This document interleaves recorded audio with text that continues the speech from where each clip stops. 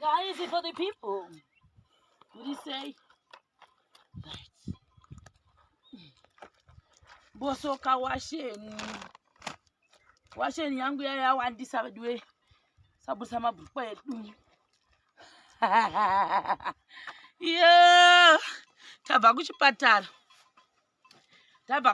ndobva ndati shamwari ende chindowacha apachina hembe apa amozviona ndatosoka sakwasara ndokunga masara majuice ndo asara mbosokerera kudai chishara zvisapazvozvoka izvi saka tatoya kuchibhorani ndokwatatoona kuti that's the best because ukada kuti ukozoita zvokuti utiye kuti usengeka plaza tadi kusengedzawo chimota chitsva ichi zvinorema mozviona manje saka kawasheni kangu kangatoti wandei asi majuzi ndo akanyanya kuwanda zvo majuzi ndo akazadza washeni yangu hakuna zvimwezvo mabhredzi atongobatanidzwa kuzokuti anga achitemi tiwache mozviona manje hatina kuuya nekrani hatina kuuya neuyu nedhishi because madhishi ana mairi akatowandikwawo nezvunhu mozviona inonda asisina kana hembe yekupfeka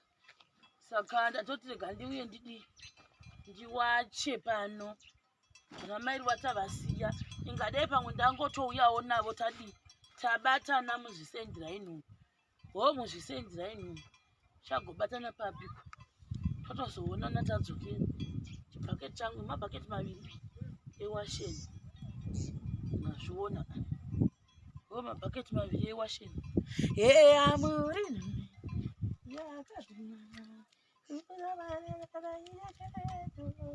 chikoro chiri kuzasi uko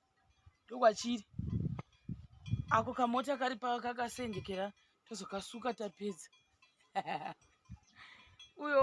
atiri kufamba naye muchazomona watiri kufamba naye kuseri awacha washeni yake indini ndandakaloda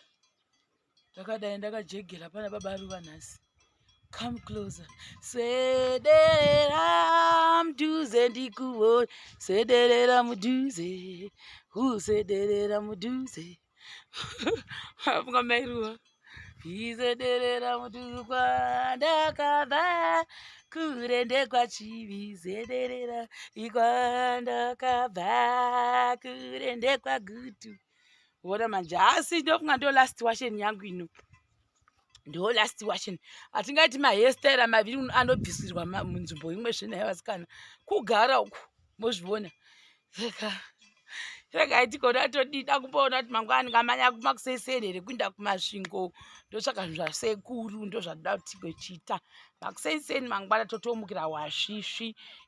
kuti tinge tiri mumasvingo mutaundi saka tirega tivate taita washeni yedu so that mangwana tongofuma takananika nekurwa pasi chilat